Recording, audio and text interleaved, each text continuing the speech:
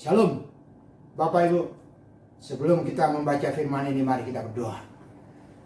Mohon anugerah-Mu ya Allah kepada kami, di dalam kami menjelaskan dan mendengar firman-Mu ini.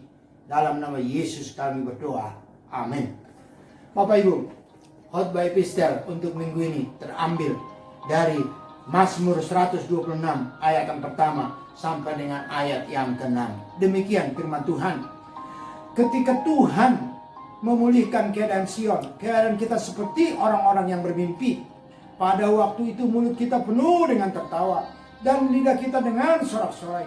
Pada waktu itu berkatalah orang di antara bangsa-bangsa, Tuhan telah melakukan perkara-perkara besar kepada orang ini. Tuhan telah melakukan perkara besar kepada kita, maka kita bersukacita. Pulihkanlah keadaan kami, ya Tuhan, seperti memulihkan batang air kering di tanah Negeb. Orang-orang yang menabur dengan mencucurkan air mata akan menuai dengan bersorak-sorai. Orang yang berjalan maju dengan menangis sambil menabur benih pasti pulang dengan sorak-sorai sambil membawa berkas-berkasnya. Bapak Ibu, biasanya orang yang menolong akan senang jika ia mendapat ucapan terima kasih dari orang yang ditolongnya. Pertolongan berikutnya akan menjadi lebih mudah diberikan jika sepak terjang dari orang yang ditolong menyenangkan hati si penolong. Firman Tuhan di dalam Mazmur 126 ini berbicara tentang pemulihan, pembebasan bangsa Israel dari tawanan orang Babel. Dikatakan bahwa pembebasan itu adalah perkara besar yang dilakukan oleh Allah bagi mereka. Dikatakan perkara besar karena secara manusia mereka tidak akan mungkin dapat bebas dari tawanan orang Babel dengan kekuatan sendiri. Sehingga pembebasan yang dilakukan Allah itu membuat mereka sangat bergembira, membuat mereka tertawa. Itu dikatakan di dalam ayat yang kedua. Kepada bangsa Israel yang telah mendapat pertolongan, yaitu yang telah dibebaskan, diminta agar mereka setia mengikut Tuhan, melakukan firman Tuhan, walaupun mungkin harus mencucurkan air mata. Karena apa? Karena di balik itu ada berkat yang disediakan oleh Tuhan bagi mereka. Firman Tuhan minggu ini diberi tema oleh gereja kita, hidup tak bercacat pada kedatangan Tuhan. Seperti halnya kepada bangsa Israel, Bapak Ibu, kepada kita saat ini, tema ini mau meminta agar kita juga menjadi orang yang taat melakukan firman Tuhan, agar kita menjadi orang yang tidak bercacat di dalam melakukan firman Tuhan. Tema ini Bapak Ibu mau mengingatkan bahwa Yesus yang telah datang 2000 tahun yang lalu itu untuk membebaskan manusia dari tawanan dosa, dari hukum maut, akan datang kembali kepada kita umat Tuhan yang telah dibebaskan oleh darah Yesus. Tema ini meminta agar kita hidup kudus, yaitu hidup tidak bercacat menjelang kedatangannya yang kedua kali.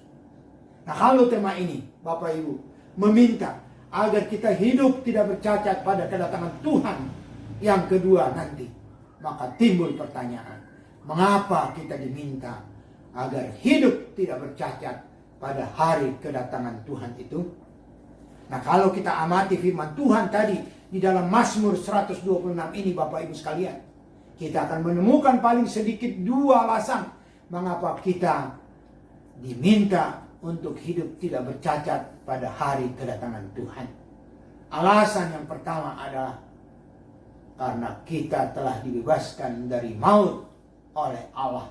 Di dalam ayat yang ketiga Bapak Ibu sekalian, firman Tuhan ini mengatakan bahwa Allah melakukan perkara besar dalam rangka membebaskan bangsa Israel dari perhambaan dari penawanan orang Babel. Secara manusia, orang Israel tidak mungkin bisa lepas dari perhambaan orang Babel. Namun, karena Allah yang bekerja, mereka dapat bebas. Pembebasan bangsa Israel dari perhambaan Babel ini sepenuhnya dikerjakan oleh Allah. Bangsa Israel tidak melakukan apapun. Raja Kores yang telah dipersiapkan oleh Allah jauh sebelum pembebasan ini menyuruh bangsa itu pulang ke Yerusalem. Peristiwa ini tidak masuk akal. Dan inilah yang membuat orang Israel maupun bangsa-bangsa di sekitarnya mengatakan bahwa Allah melakukan perkara besar. Mereka mengatakan seperti mimpi, Bapak Ibu sekalian. Peristiwa pembebasan bangsa Israel dari pembuangan di Babylon ini adalah bayangan dari apa yang dilakukan oleh Allah melalui Yesus Kristus kepada manusia.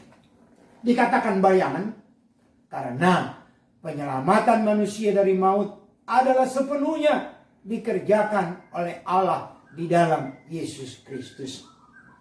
Manusia tidak dapat menyelamatkan dirinya sendiri, dan tidak ada seorang pun di kolong langit ini yang dapat membebaskan manusia dari hukuman dosa, yaitu maut. Seperti dikatakan oleh firman Tuhan dalam Kisah Para Rasul 4 ayat 12, Bapak Ibu, bahwa tidak ada nama di kolong langit ini yang olehnya manusia dapat selamat. Penyelamatan yang dilakukan Allah di dalam Yesus Kristus adalah perkara besar, seperti yang dilakukan oleh Allah pada bangsa Israel waktu Allah membebaskan mereka dari tangan orang Babel. Dan semua ini dikerjakan oleh Allah. Dan ini adalah anugerah Allah semata-mata, Bapak Ibu sekalian. Yesus yang adalah Allah yang mati di kayu salib, yang bangkit dari kematian, dan yang telah naik ke surga, akan datang nanti menjemput dan membawa orang percaya itu ke tempat di mana ia berada. Serta akan menghukum orang-orang yang tidak percaya. Sebagai ucapan terima kasih, mari kita menyampaikan syukur kita kepada Allah atas kebaikan Allah yang dilakukannya kepada kita. Mari Bapak Ibu sekalian, mari kita menyenangkan Allah dengan hidup dalam kebenaran, hidup melakukan firman Allah tanpa cacat, hidup dalam kekudusan. Bapak Ibu, jikalau kita jatuh ke dalam dosa, jangan kita menunda-nunda memohon ampun atas dosa tersebut. Memohon pemulihan kepada Allah. Sehingga apabila Yesus datang untuk kedua kali, kita berada dalam keadaan tidak cacat. Karena apa? Karena telah dipulihkan oleh Allah. Alasan yang kedua, Bapak Ibu sekalian, mengapa kita harus hidup tak bercacat dalam menanti kedatangan Tuhan adalah karena kita akan menikmati berkat-berkat Allah. Di dalam ayat yang kelima dan ayat yang keenam, Bapak Ibu. Firman Tuhan dalam ayat yang kelima dan ayat yang keenam berkata, orang-orang yang menabur dengan mencucurkan air mata akan menuai dengan bersorak-sorai. Orang yang berjalan maju dengan menangis sambil menabur benih pasti pulang dengan sorak-sorai sambil membawa berkas-berkasnya. Firman Tuhan ini mau menjelaskan bahwa berjalan mengikut Tuhan, berjalan melakukan kebenaran Tuhan tidaklah mudah. Kadang harus meneteskan air mata.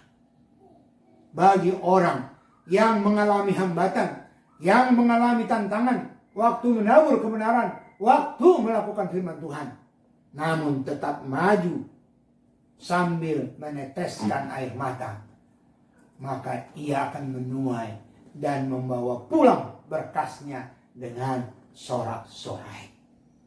Firman Tuhan ini, Bapak Ibu sekalian, mau meyakinkan bahwa orang yang melakukan kebenaran, yang hidup tak bercacat, bahwa ada berkat Tuhan menunggunya.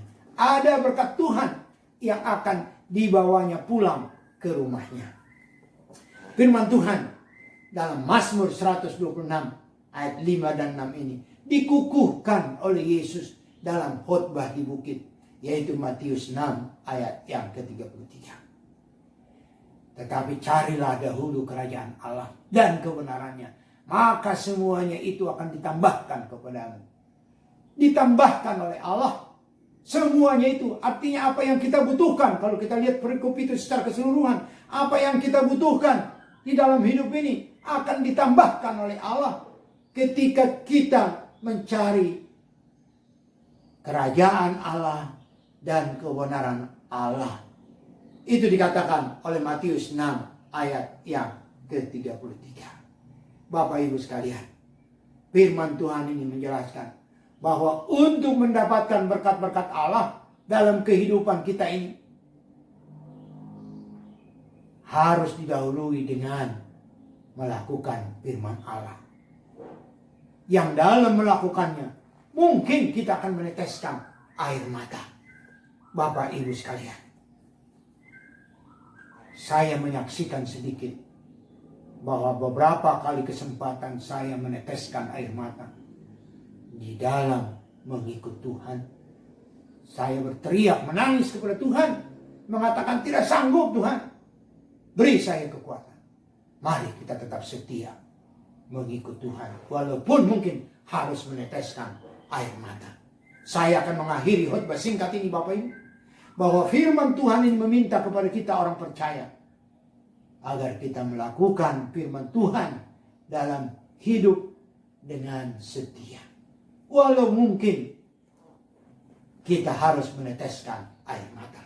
Ada dua alasan mengapa kita diminta agar hidup dengan setia melakukan firman Tuhan. Yaitu yang pertama, karena kita telah dibebaskan dari maut oleh Allah. Karena kita akan menikmati berkat-berkat Allah. Amin. Mari kita berdoa. Terima kasih Tuhan untuk keselamatan yang Tuhan sudah beri. Terima kasih kalau Engkau akan menjemput kami. Tolong kami supaya setia melakukan firman-Mu di dalam menanti kedatangan-Mu menjemput kami. Mampukan kami Tuhan. Dalam nama Yesus kami berdoa. Amin. Sampai bertemu pada khotbah epistel minggu depan. Amin.